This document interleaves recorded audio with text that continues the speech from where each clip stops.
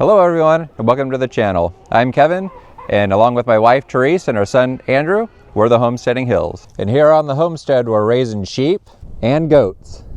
And during the winter, they can't eat this. And for the last couple of years, we've been feeding all the animals with square bales.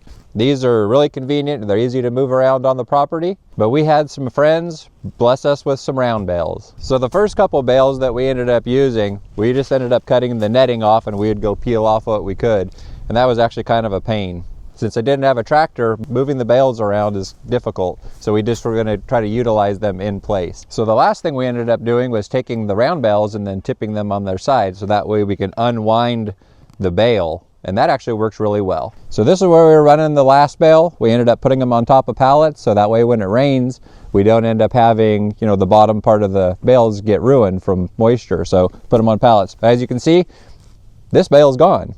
So today we're going to go through and put a new bale up on a pallet, but there's one little problem.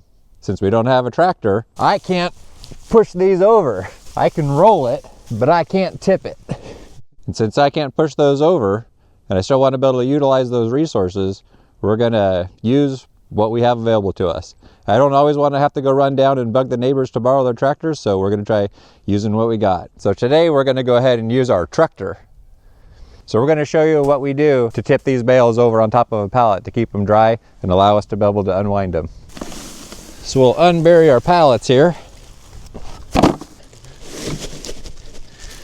So that ought to work there. So what we're going to do is I got a metal spike. We're going to drive it in to the side of our bale. How much do you trust me, Andrew? Enough. So we have about a 25-foot ratchet strap that I just made a loop. We're going to throw this around the spike. Make sure that this is nice and tight up against the bale. And we're going to go right up and over the top. Keep it centered and keep the straps tight together.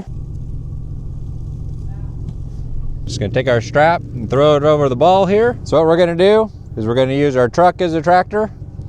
We're going to take it, we're going to pull this bale over and get it on top of these pallets, so that way the bottom of it doesn't go bad when we have wet weather, and then we can go through and have access to the feed by unwinding it. Okay, here we go. Alrighty.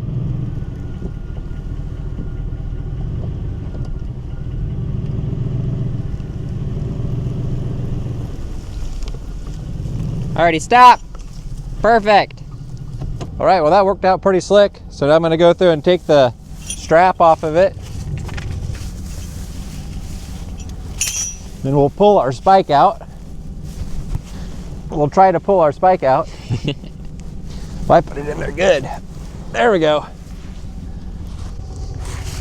All right. And now we have access to the feed. We'll cut the side and we'll take off. We usually end up losing a wrap or two around the outside just for them sitting out in the weather. We don't have a dry area for hay storage yet, but that'll be in the works. So now we have access to the feed. Go feed them hungry critters.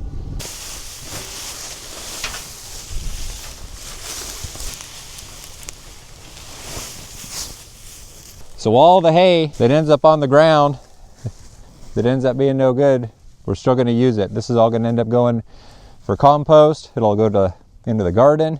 And we also line the bottom of the chicken coop in their run with the hay that ends up falling off and would normally just get wasted. So we utilize it all. Well, everybody, we just wanted to take a moment there to show you how we end up working with our round bales here on the property.